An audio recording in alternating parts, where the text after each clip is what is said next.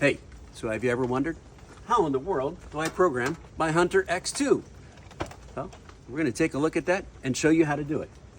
My name is Brian with My Irrigation Guy. Let's take a look. Here on the Hunter X2, the run position is the most important position for this controller.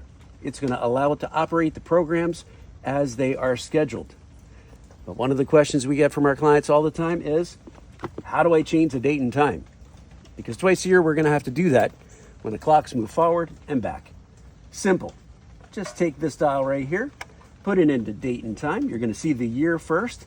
Use your arrows in order to move forward. So we arrow over. Oh, look, we get the date, October 3rd. Move it over. Now we have the time. Look at the flash over here, a PM, and there'll also be an AM.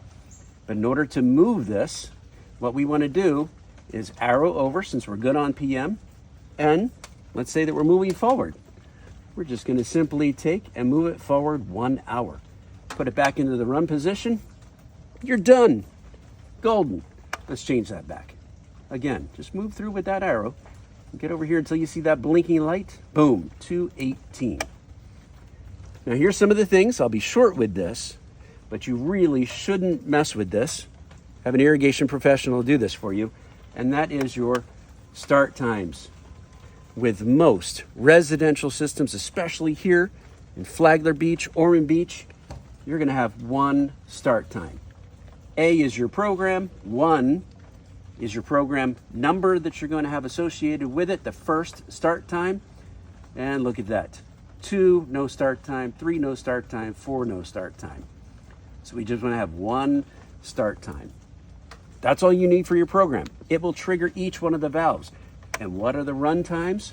For the first valve under the A program, it will be 30 minutes. For the second valve, 30 minutes. For the third valve, 30 minutes. And there is no fourth valve on this one. Leave it the way it is throughout the course of the year.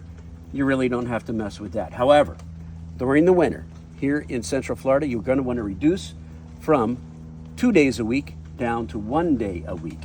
And the way you do that is simply go over here to the water days. This one's kind of programmed a little bit off at the time being, so we're going to go ahead and fix that. And the way that we want to do that is if you're an even numbered household, your 2 days are going to be on Thursday and Sunday. If you're an odd numbered household, you'll be on Wednesday and Saturday. So we're going to program this for 2 days. We're just going to simply minus this out and get our teardrops so that they fall on Thursday. There's a teardrop, that means it's on. Push plus to leave it on. Minus out Friday, minus out Saturday. Boom, we got Thursday and Sunday. If you want to add, you simply push the plus button. If you want to subtract, minus. Back into the run position, now that we've got this program correctly. In order to make this thing run manually, you just want to switch it over here into the manual. So let's say you want to test your system, you want to see your sprinklers working, put it over here in the manual. You're on the first station now.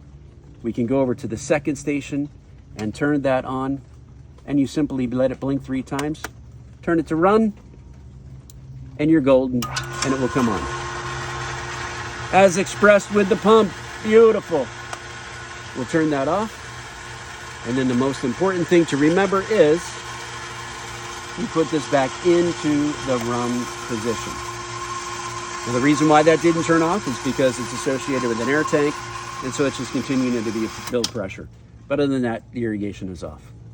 Okay, so if you ever wondered how to run a Hunter X2 controller, there it is. Again, I'm Brian with My Irrigation Guy. Call us if you need some help programming your controller.